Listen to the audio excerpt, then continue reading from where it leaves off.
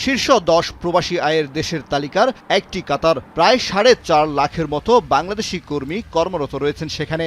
অবকাঠামো উন্নয়ন, নির্মাণ, প্রকৌশল সহ বিভিন্ন খাতে কাজ করে দেশের অর্থনীতিতে অবদান রাখছেন তারা। 2021 থেকে 2025 পর্যন্ত 5 বছরে দেশটিতে বাংলাদেশ 2.5 লাখের বেশি জনশক্তি রপ্তানি করেছে। চলতি বছরের মে পর্যন্ত 20,000-এর বেশি কর্মী গেছেন দেশটিতে। সম্প্রতি কাতারের শ্রমমন্ত্রী ডক্টর আলী বিন শামিক আল মাররি ঢাকা সফরে এসে দেশের 5টি কারিগরি প্রশিক্ষণ কেন্দ্র থেকে আরও 4টি খাতে কর্মী নিতে আগ্রহ প্রকাশ করেছেন।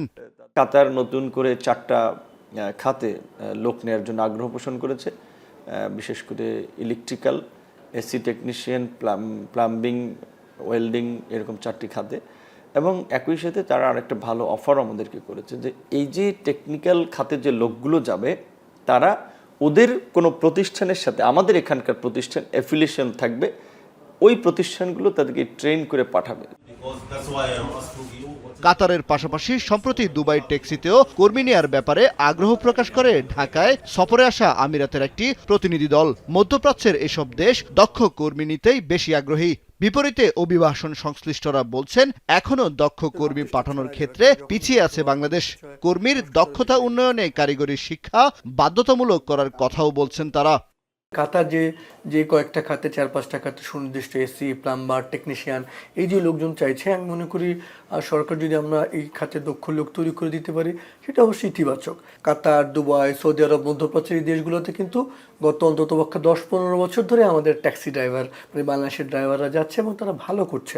মধ্যপ্রাচ্য, জাপান বা ইউরোপ যেখানে প্রয়োজন, আমার মনে হয় সেই দক্ষ লোক পাঠানোর প্রক্রিয়াটা যদি আমরা শুরু করি, এবং এই জন্য আমাদের জরুরি হচ্ছে বাধ্যতামূলক কারিগরি শিক্ষা।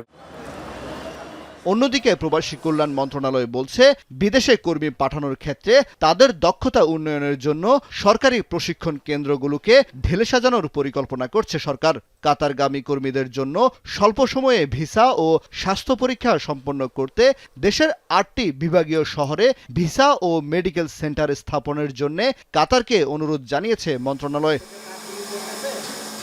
কামরুল হাসান জনি, এখন, ঢাকা। ভিটামিন ই ও সি সিরাম 8টি প্রাকৃতিক অয়েল সমৃদ্ধ লিলি সিরাম অয়েল, যা চুল পড়া কমায় মাত্র 30 দিনে।